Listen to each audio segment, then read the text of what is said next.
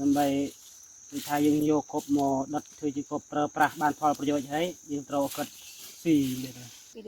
ការយកឃ្មុំមិនមែនជាការប្លន់ពីធម្មជាតិទេប៉ុន្តែជាការចែករំលែកការយកឃ្មុំបែបប្រពៃណីដែលប្រើគប់ផ្សែងហើយដកហូតទឹកឃ្មុំតាមលក្ខណៈបច្ចេកទេសបុរាណមិនសម្រាប់សត្វឃ្មុំទាំងអស់នៅក្នុងសម្បុកគឺជាការអភិរក្សធនធានធម្មជាតិដ៏ល្អបំផុតនិងជាការទុកពេលឲ្យសត្វឃ្មុំអាចត្រឡប់មកតំបន់នេះវិញសម្រាប់យកនៅឆ្នាំក្រោយៗទៀតជនជាដើមភាគតិចគួយក្នុងសហគមន៍ជនជាដើមភាគតិចគួយប្រមេតែងតែអាស្រ័យផលពីព្រៃព្រះរកាតាមរយៈការយកឃ្មុំព្រៃចាប់ពីខែមីនារហូតដល់ខែឧសភាជារៀងរាល់ឆ្នាំការយកឃ្មុំតាមបែបប្រពៃណីមិនត្រឹមតែជាការស្វែងរកអាហារឬចំណូលប៉ុណ្ណោះទេប៉ុន្តែគឺជាសិល្បៈក្នុងការរស់នៅជាមួយព្រៃឈើដើម្បីមុខរបរយកឃ្មុំដោយនិរន្តរភាពនិងអាចទាញយកប្រយោជន៍បន្តដល់កូនចៅជំនាន់ក្រោយផង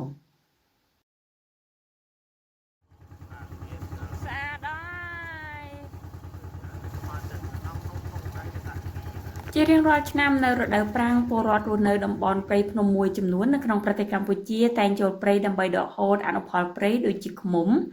បេះគុយសេមន់និងបន្លែផ្លែឈើព្រៃមួយចំនួនទៀតតាមបែបបុរាណដែលធានាបានថាមិនប៉ះពាល់ដល់ព្រៃនិងជីវៈចម្រុះព្រោះរដូវប្រាំងការព្រៃរីកច្រើនដែលធ្វើឲ្យឃ្មុំអាចប្រមូលលំអងបានច្រើននិងមានទឹកផ្អែមល្អមានសមាជិក6នាក់ធ្វើដំណើរដោយគោយន្តក្នុងនោះមានទឹកស្អាតអង្ករខោអាវកាមធុងនិងខ្សែគោនេះគឺជាសមាជិកសហគមន៍ជនជាតិដើមភាគតិចគួយក្នុងឃុំប្រមេស្រុកត្បែងមានជ័យខេត្តព្រះវិហារបាននាំគ្នាធ្វើដំណើរចូលព្រៃព្រះរកានៅពាក់កណ្ដាលខែមីនានេះដើម្បីរកឃ្មុំរយៈពេល2 យប់ 3 ថ្ងៃ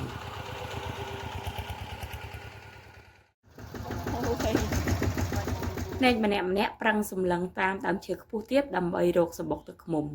លោកធឿនធីជាជនជាដើមភាគតិចគួយមួយរូបដែលបានចូលព្រៃរកឃ្មុំប្រាប់ថាបន្ទាប់ពីឃើញសម្បុកឃ្មុំដែលមានទឹកពួកគាត់ទាំងអស់គ្នាត្រូវបែងចែកការងាររៀងៗខ្លួនឲ្យខ្លះរកអុសពុកខ្លះរកស្លឹកឈើរស់និងខ្លះទៀតទៅរកវល្លិដើម្បីផ្គុំគ្នាធ្វើជាគប់សម្រាប់បង្កើតជាផ្សែងបង្អើលឃ្មុំឲ្យចេញពីសម្បុកឈើដើម្បីធ្វើគប់នឹងមែកឈើក្រៀមដោយដាក់មួយវាចងហើយយើងដុតឡើងយកថតធម្មជាតិវាអត់បានប្រើគីមីហើយនឹងមួយទៀតយើងមិនចង់ប្រើដោយថាជាតិគីមីទេសម្រាប់មេឃ្មុំហើយនឹងវាប៉ះពាល់ដល់ទឹកឃ្មុំគ្រប់គុណភាពទឹកឃ្មុំយើងអត់ចង់ប្រើតាមបែបធម្មជាតិទឹកក្នុងសម្លៀកបំពាក់សម្រាប់ចូលព្រៃលោកច័ន្ទធឿនជាសមាជិកសហគមន៍ជនជាដើមភាគតិចប្រមេក្នុងខេត្តព្រះវិហារបានធ្វើដំណើរចូលព្រៃរកឃ្មុំជាមួយសមាជិកផ្សេងទៀតក្នុងព្រៃព្រះរកាបានរំលឹកថានៅពេលដល់រដូវអាស្រ័យផលឃ្មុំព្រៃនៅព្រៃព្រះរកាចន្លោះខែ3ដល់ខែ5ជារៀងរាល់ឆ្នាំពួកគាត់តែងធ្វើដំណើរចូលព្រៃរកឃ្មុំតាមបែបធម្មជាតិតាមលក្ខណៈបច្ចេកទេសបុរាណពីដូនតាលោកថាបច្ចេកទេសបុរាណនេះគឺសំខាន់បំផុតនៅត្រង់គប់បង្កើតផ្សែងបង្ហុយបង្អើលឃ្មុំចេញពីសម្បុកលើសពីនេះមេឃ្មុំហើយចេញពីសម្បុកអស់ទើបគេកាត់ជ្រៀលយកទៅក្បាលទឹកមួយផ្នែកប៉ុណ្ណោះដោយមិនយកនឹងសម្រាប់កូនឃ្មុំនៅក្នុងសម្បុកឡើយការយកតាមវិធីសាស្ត្រនេះអាចនាំកូនឃ្មុំឲ្យបង្កើតទៅសម្បុកថ្មីនិងអាចរក្សាចំនួនឃ្មុំព្រៃមិនឲ្យថយចុះដោយជាការយកតាមវិធីសាស្ត្របែបគីមីធ្វើឲ្យងាប់ឃ្មុំទាំងសម្បុកនិងកូនចៅនោះទេគេចាក់ចូលធំបងអូយទឹកឃ្មុំអញឡក់មានតែអ្នកសើខ្ញុំឡោចង់រកទៀតរកអស់បាទមកបាត់ណាអេងដកខ្ញុំអេងដកងាត់នេះបងវាច្រាស់ទឹកឃ្មុំឲ្យគេដាក់ទឹកឃ្មុំចូលនេះបរិរូបនេះបន្តថាអនុផលព្រៃដែលពលរដ្ឋអាចអាស្រ័យផលលុះត្រាណាទាំងអស់គ្នាត្រូវចូលរួមថែរក្សាការពារនិងអភិរក្សធនធានធម្មជាតិដែលជាជំរកនិងជាប្រភពអាហាររបស់សត្វជាមួយគ្នានេះ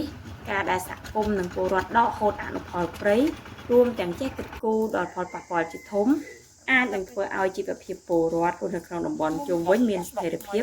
និងជីវភាពកាន់តែប្រសើរ đâu được cục รออายละรออายก่อนอายละอายได้เนี่ยหมาย nắng cái thơ ấy bò nắng thơ ấy มันคิดตรงนี้มาก cái thơ lỡ thơ trắng bằng bay ấy ដើម្បីវិថាយើងយកគប់មកដុតធ្វើជាគប់ប្រើប្រាស់បានផលប្រយោជន៍ហើយយើងត្រូវគាត់ស៊ីនេះទៅវិថាយើងផ្ដល់ឲ្យគាត់ទៅវិញ chà cái chui dương nhưng chui kề ជួយអ្នកម្ដង ជាមួយគ្នានេះកញ្ញាឡាស្រីម៉ាចបានលើកឡើងថាកញ្ញាគឺជាអតិថិជនដែលបានទិញទឹកឃ្មុំព្រៃពីសហគមន៍ប្រមេព្រោះឃើញថាសហគមន៍នេះយកឃ្មុំតាមបែបធម្មជាតិដែលមិនធ្វើឲ្យប៉ះពាល់ដល់បរិស្ថានលើតែពីនោះគុណភាពទឹកឃ្មុំគឺជាគុណភាពទឹកឃ្មុំសុទ្ធដែលមិនត្រូវបានលាយបញ្ចូលសារធាតុអ្វីផ្សេងដែលធ្វើឲ្យទំនុកចិត្តអ្នកទិញឬអ្នកប្រើប្រាស់កាន់តែប្រសើរនិងមានទំនុកចិត្តជាងមុន ចាចំពោះការដែលគាត់យកទឹកឃ្មុំដោយធម្មជាតិមិនប្រើសារធាតុគីមីគឺវាពិតជាមានសារៈសំខាន់ខ្លាំងណាស់ជាពិសេសហ្នឹងគឺដល់សំខាន់ទៅលើអ្នកដែលគាត់ប្រើប្រាស់ទិញទឹកឃ្មុំនឹងយកមកប្រើប្រាស់គឺគាត់នឹងទទួលបានការទុកចិត្តថាទឹកឃ្មុំពិតជាទឹកឃ្មុំធម្មជាតិដែលគាត់ត្រូវការហើយមួយទៀតហ្នឹងគឺជួយក្នុងការការពារធនធានធម្មជាតិក្រៅពីឃ្មុំមានដូចជាសត្វដែលមាននៅក្នុងព្រៃព្រៃកានិងធនធានធម្មជាតិដូចជាដើមឈើអីផ្សេងៗផងដែរ យើងរយយូរហ្នឹងមួយឆ្នាំនេះយើងរកនេះបាន4 10អុយគ្រូរយយើងអាច ចាយើងរកតាមបែបធម្មជាតិទៅវានៅសល់គង់វងយូរបើយើងចង់ភ្លាមចង់សំណុកនោះក៏វាមិនប្រកាសថាសំណុករហូតដែរលោកអើយ